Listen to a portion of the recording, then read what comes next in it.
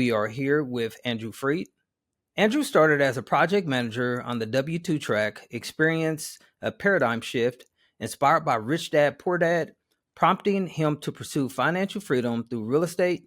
Leveraging his Boston condo with a HELOC, he strategically acquired 10 properties over 2 years, including multifamily units and syndications, and employing creative financing methods. As of present, Andrew oversees a portfolio comprising over 240 plus units with an additional 80 units under contract. Andrew emerged as a prominent figure in real estate, specializing in multifamily investments, house hacking, and syndication. Acknowledged as a distinguished figure in real estate investing, Andrew became the top contributor on Bigger Pockets and featured on podcasts such as Bigger Pockets Rookie Guest and One Rental at a Time. Committed to community engagement, he regularly presents at real estate meetups, fostering connections and sharing expertise. Andrew's ultimate goal is traveling the world and empowering others to attain financial freedom through real estate investment. Without further ado, welcome to the show, Andrew. I am excited to be here. Thank you for having me, Eric. Well, I'm glad you decided to join us today. Just looking at your background, your resume is really impressive.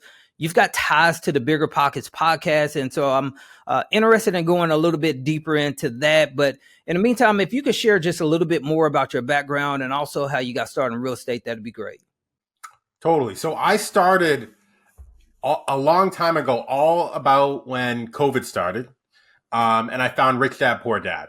Prior to that, I really went through the American dream where I got a good education. I got my master's. I got a nice 6-figure job, a nice swanky condo in a prominent city. Like, I essentially made it, right? However, during COVID, I read Rich Dad Poor Dad, and I really took a hard look at my net worth, which at that point was around $250,000. $200,000 of which was in this 1-bedroom condo I bought 5 years ago that I completely forgot about. It literally took me a decade to save $50,000. And I was like, at this point, I'm never going to obtain financial freedom. I'm not going to be able to retire by 65. I have to really take a shift. And I thought real estate was that shift. So that's kind of when I decided to go all in. I mean, worst case, I'd go bankrupt and I'd still retire at 65, 70. I'm 30-ish years old. I had such a long time horizon. It just made sense to me. So I took a HELOC on my 1-bedroom condo for around $200,000, and I utilized that to start buying real estate. So I house hacked a couple of properties. And then I joint ventured on some commercial 5+ unit properties. I got up to around 30 units by myself. And that's when I discovered the power of partnering with other people, raising private capital. And that's where I really got into the syndication space. And from there, I went from 30 to over 240 units in a matter of around 3.5 years. Wow. So 30 to 200 units. And how long was that again? I'm sorry. So I closed my first multifamily December 2020. And from December 2020 until now, I've acquired around 240 units. Wow. Yeah, that's really impressive. And hats off to you for taking that much action. I'm sure you couldn't have been just sitting around twiddling your thumbs doing that. You were really busy taking the actions and making the progress that will lead to those kind of results. So great job. If we could, let's go back to the beginning. So when you first got started, you mentioned that you had W-2. You realized that it was going to take you a really long time to achieve your financial freedom that you really desired. How did you go about actually beginning to buy real estate while you were working? And so I always try to provide some value to my audience. A lot of those that listen to this podcast, they have W-2 income. And so I love to hear how successful people were able to successfully navigate those waters of buying real estate while working this full-time job. So were there any things that were working better, some things that you had to get away from? What were some of the details surrounding those early times? So you bring up a lot of good points. And I think it all comes down to time management. A really good book that I love is The 7 Habits of Highly Effective People by Stephen Covey. And in there, he has a time matrix, right? And he really shows you, what you're spending your time on. He breaks it down to urgent and important tasks, non-urgent and important tasks, not urgent, not important, and then urgent and not important. And the key there is you really want to spend your time in tasks that are urgent and important and not urgent and important. And that's really how you move the ball forward. So your question is, how did I do this while working a W-2 job? I figured out strategies where I could buy back my time and leverage that into building a real estate portfolio while keeping the W-2 job, which I highly recommend people keep a W-2 job while they're obtaining real estate because it makes you more loanable. It makes you look sexier to the bank, right? And I was able to get a house hack around 4 properties because I had that job, right? I wouldn't even be able to house hack that otherwise. So there's benefits to keeping a W-2 job, and that's one of the main reasons why I was able to scale so quickly. Okay, that's really good. So while you were doing this, holding the W-2, you were doing 4 house hacks from based off of what you were saying there. Did you have any dips within your productivity on the job, or how did you go about making sure that while you had this side endeavor taking place, you were still able to perform your W-2 at a very high level? Fantastic question. So my W-2, I was doing it for 10 years. I have a master's in this field. It's called grant management. It's like I'm a grant manager. I was a grant manager. So it's honestly, it's something I could do in my sleep. And the power of being a project manager, I am a certified project manager, is if you are good at managing projects, over time, it becomes less and less and less work.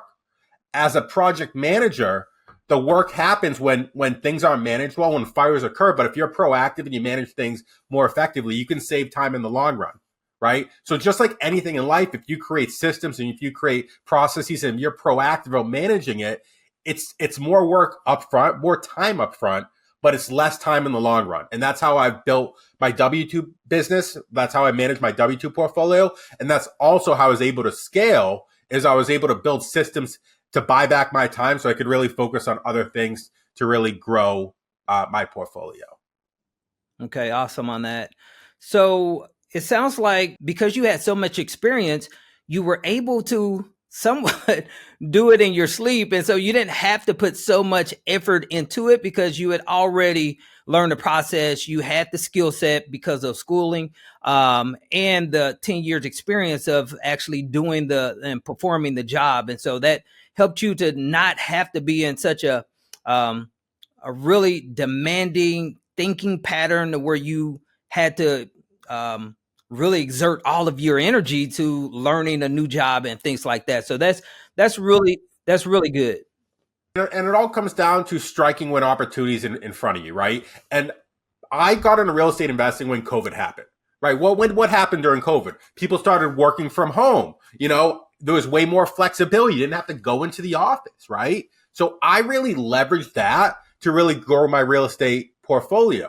And I highly recommend people, if you got to really think about where's your time going, right? If you're making $100,000 right now and you're working a job that, you're required to go into the office 3, 4, 5 days and you're committing 30, 40 hours to that job, that's great and dandy. However, you could find the same job where you make $80,000 a year. You don't have to go into the office and maybe you work 20 hours for that same 80 grand, right? And you got to think, what is your hourly wage, right? You actually make more off that 80 grand than you make off that 100 grand, right? So it's about strategically understanding your dollar per hour and leveraging that to free up time so you can actually work on your side hustles. Because if you're drowning in work at your W-2, how are you ever going to be able to create a side hustle? It's almost impossible at that point. You bring up a valid point. Sometimes it's more productive and more advantageous for you to take a step back, even taking a pay cut sometime for the flexibility, for being able to work on your business during working hours, if that's an option, so that you can move forward later on in life. And so I love that mentality. I love that that thinking there. So if we can move a little bit further, you were able to exit your W-2 as of today. And I think it's been a pretty recent exit from that. If you could kind of share a little bit more about that, that'd be great. Yeah, I mean, just going back to your original points, I just want to give people some really good tactics on what they could use to really push their real estate investing career forward. And that's, conduct a time audit. Like, where are you spending your time? You really have to be spending your time in tasks that are not urgent and important, and urgent and important, and everything that's not, you gotta push to the wayside. Additionally, you gotta figure out what is your average dollar per hour, right? And are you spending time on things that don't equal your dollar per hour? If you're worth $50, $100 an hour, why are you going to be spending money? Why are you going to be spending time doing social media posts? Why are you going to be spending time doing bookkeeping? That is a lower dollar per hour task that you should be subbing out so you can focus on the high dollar per hour tasks, right? And just going back to your question, sorry, remind me what it was? Yeah, so you exited your W-2 here recently. If you can just kind of share a little bit more about that. How long did it take, and what was that like to be able to experience that? So I think there's one word that comes to mind, and it's just absolute frightening to leave your W-2. I mean, I've always worked. I've never been on unemployment. I've always had that consistent paycheck, and to leave and not have a consistent paycheck scared the living hell out of me, to be honest with you. And it was honestly a very tough acclimation period. I mean, I honestly wanted to leave my W-2 back, probably 4 months before I left it. But I didn't, because I kept putting it off, because I was scared of the unknown. I was scared of what's after the W-2. I was scared of where is my money going to come from, right? But now that I've left it, I see that, my opportunities going through the roof, and, I can see my earning potential be far above what my W-2 was. And do you have any kind of rule of thumb in which you could recommend to the audience as to how much passive income a person should have, or how much income or revenue they should have coming in before they somewhat burn the boats, for lack of a better term? I would absolutely, if you're investing in real estate specifically, I would say you need at least 2x what your overhead is, because real estate's so unpredictable. Cash flow is so unpredictable. It might look great and dandy until you have 3 unit turns in 1 month, and that's 2-3 months of cash flow goes right out the window, right? So I would absolutely recommend that you have 2x the revenue, and you have have some sort of side hustle that creates some sort of active income. It could be flipping. It could be an agent agent business. You could be a lender. Like, I don't know, you could be a hard money lender, right? You could be there's many different avenues you can do to create that active income outside of your W-2. Because at the end of the day, real estate's great, but real estate is also, at least cash flow wise, is unpredictable. Yeah. Andrew, we definitely appreciate the transparency. And just like you said, it probably was frightening to step away from something that you knew that you had a guaranteed income, a guaranteed paycheck within, to stepping away into entrepreneurship, being self-employed, and having to create income yourself. But you're creative enough. I could tell that you've got that entrepreneurial spirit, and with 240 units and the track record that you've accrued, you would definitely bode well into the future. So if we can move a little bit further into the show, I love to find out, what does your business model look like as of today? I know when I was reading through your bio, you had several different niches within real estate that you were concentrating on: creative financing, and you were syndicating real estate, you were doing joint ventures. As of today, what does the business model look like for you? My business model, I primarily invest in value add multifamily, right? And that could be anything from 3 units to 100 units. So we primarily look for multifamily where we're getting the price per unit at maybe a 20 to 30% discount, right? And there's a big delta between where current rents are and where market rents are, right? By maybe a 20, 30, 40% threshold or delta, right? And that allows us to really capture that forced appreciation once we stabilize the deal through refinances, right? So that's pretty much been our business strategy, is buying these multifamilies, value add multifamily, and a lot of them aren't like, a lot of them might be in good shape but operationally inefficient, which that's actually the ones I prefer, right? But that's how we've grew this portfolio, is kind of recycling the capital through these refinances and finding these value add properties.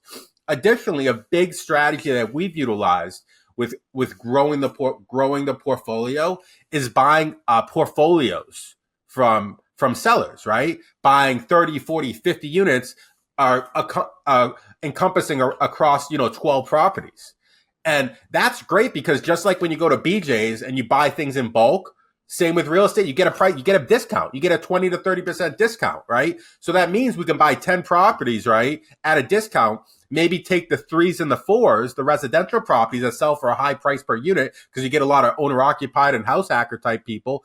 You sell that off, you return as much principal as possible, keep the larger stuff and refi that larger stuff, right? So these are some strategies we've utilized to really grow, and we do love targeting portfolios for that reason. Okay, that's great. Are you all going direct to seller, or are you using brokers for the most part? So we are using all the above. It all comes down to, I get a lot of my deal flow through my network, right? I host the largest real estate meetup in Worcester. Worcester is the second largest city in Massachusetts, one of the fastest growing cities in Massachusetts, right?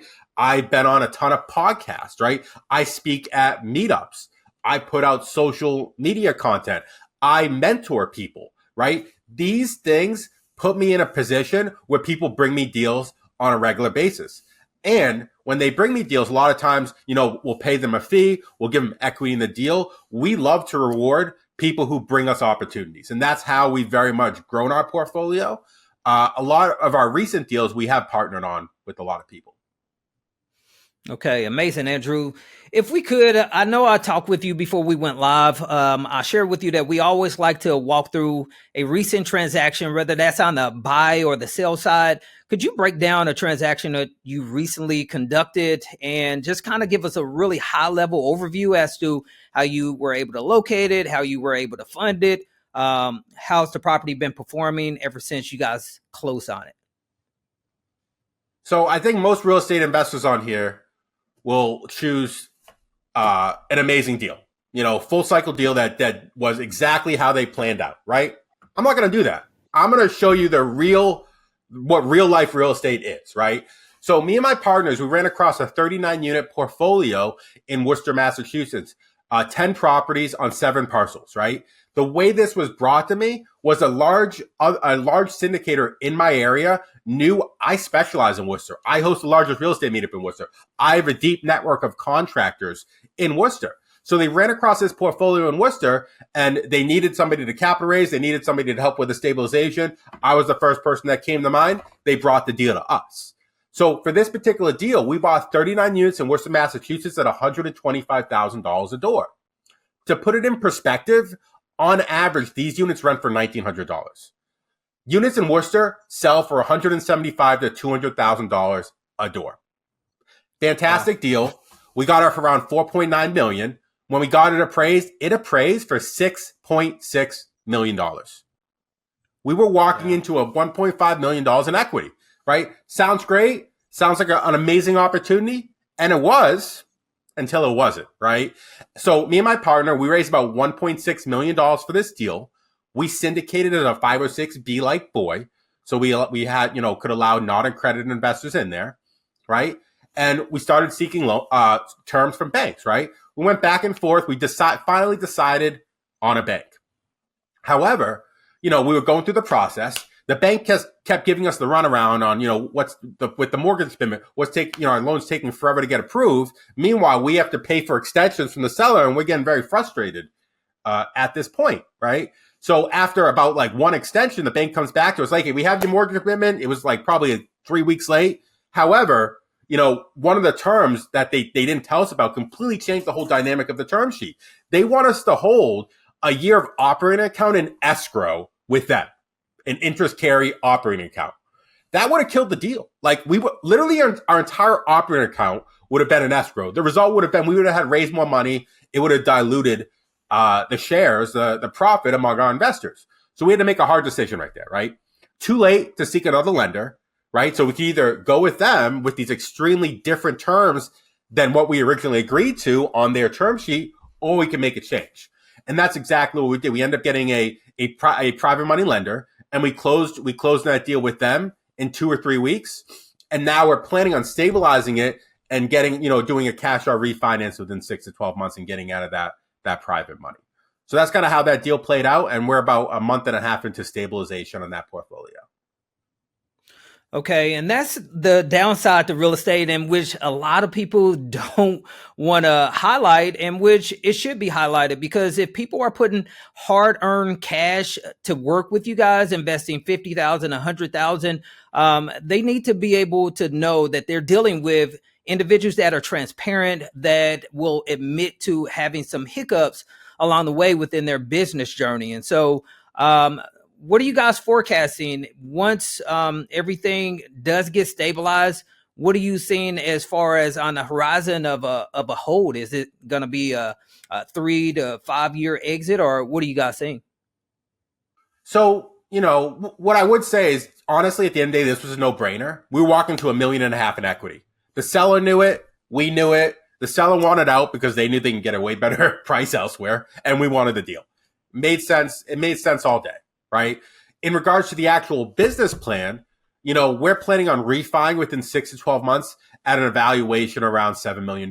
It appraised when we bought it at $6.6 million. Right. And we're in the process of getting rents, essentially bringing rents up by about 50%. So our plans to refi, around a $7 million evaluation within 6 to 12 months, pay investors back as much of their principal as possible, and keep these properties for as long as possible, probably a 5 to 10 year period. Fantastic market. Worcester is one of the fastest growing cities in New England. I own over 100 units in Worcester. I'm very pro Worcester. So I think it has a lot going for it. Additionally, if we did want to exit, this is a really important strategy. If people do buy portfolios, they're going to want to negotiate with the lender for a partial release clause. And that allows you to sell off individual properties while keeping the loan as a whole in place. So that's really powerful for us, where we're buying, a combination of residential and commercial, so we could sell the residential off at a max price per unit and keep the commercial, right? So that's kind of the business plan where we developed, and we're very excited to see it to fruition. Okay. And are you guys planning on keeping the LPs in on the deal if you guys do decide to hold on to it long term? Absolutely. In all of our deals, our equities maintain, our partners maintain equity in perpetuity, right? So even if we refi them all of their money out, they still own their equity. It's infinite returns, right? So there's never a situation where our LPs or our partners get out of the deal if we pay them out. All it really does is it removes the pref, right? So for our deals, we normally structure an 8% preferred return, meaning the first 8% goes to our investors, and everything after that split 50-50, right? So if we pay back their principal, we don't have to pay that 8 pref anymore. They got no money in the deal, but they still maintain that 50% equity, right? And that 50% equity is all profits. Cash flow, disposition money, refinance money, any profit lever is encompassed in that 50%. Yeah, and once you remove the pref, cash flow begins to become abundant, and that's something that a lot of people don't really share within these podcasts, is how much the cash flow to the GP team is hampered due to the pref, but the investors are putting a lot of risk out, or getting into a lot of risk by putting capital into deals that gives you access into these investments. And so they should be rewarded for taking that risk up front and being able to receive that pref initially. So, hey, Andrew, great explanation. And thanks for the transparency on sharing that deal with us.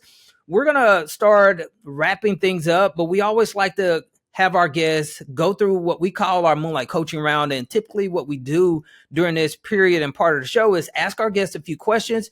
If you could hold your response to between 1 to 2 minutes per question, that'd be great. Okay. The first question I have for you is, what do you think every new real estate investor should know before investing in real estate syndications? The power of cost segregation studies and the power of the real estate professional designation according to the tax code. That is the key to paying extremely low taxes, right? And I get it. A lot of people on this channel are W-2 workers, high W-2 earning workers, right? However, there are workarounds. There are workarounds around that. There's the short-term rental loophole that allows you to write off depreciation from a short-term rental, right? Your wife or your spouse could be a real estate professional while you work a W-2 and get that tax designation.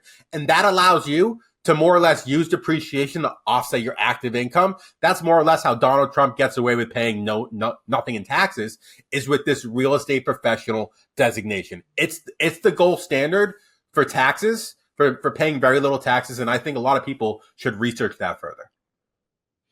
Okay, the next question I have for you is, knowing what you know now, what kind of advice would you give a person attempting to get where you are within their real estate journey about balancing business and life? Do a time audit.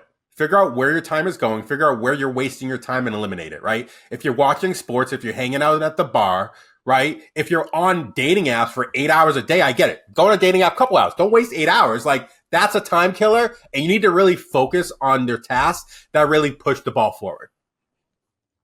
Okay. If a person had minimal amounts of time, no money or experience, but they wanted to start a business like yours, what steps would you recommend for them to take to start and scale a business? I mean, just like what do they say? Like, in real estate, you need one of three things. You need expertise, you need time, or you need money. If you don't have any of them, good luck. You ain't going to build a business. You have to create one of those levers, right? You have to create the money. You have to create the time. You have to create the expertise. You have to pick one of those or multiple of those and go all in, and really kind of that's going to be your tool to really expanding your real estate portfolio. And then at that point, you got to want to find partners that can work in those other levers that you don't specialize in, be it time, be it money, be it expertise. I agree with you. You have to leverage something or bring something to the table, because it's going to be really difficult to get anything off the ground if you don't have, at the bare minimum, some time to work with. So, and I think all of us can carve out a little bit of extra time, even if that's getting up 1 hour earlier in the morning. We can carve out a few extra minutes to be able to get our feet wet within our business journey. So the final question I have for you is, what are the best reasons to invest in real estate as a passive investor? The best reasons to invest in real estate as a passive investor is, you get to join the boat with experienced operators, right? Like, me and Eric, we've put probably 10,000 hours or more into educating ourselves on real estate investing, right? You're welcome to put in that 10,000 hours. I'm assuming you don't have it. That's why you want to invest passively. So that's why it's so great if you can leverage the expertise of people like me and Eric to really build your real estate portfolio. Because at the end of the day, real estate is not passive. Real estate is extremely active, right? But if you want to be on the passive side, you might as well join the boat with somebody who is strong on the active side. Yeah. If you can get partnered up with someone that's actually put the time in and that has seen quite a few landmines along the way, that's the individual you really want to get connected with, because they can navigate you past a lot of different things that you may not have been exposed to or be aware of. So, Andrew, great answers to each one of those questions.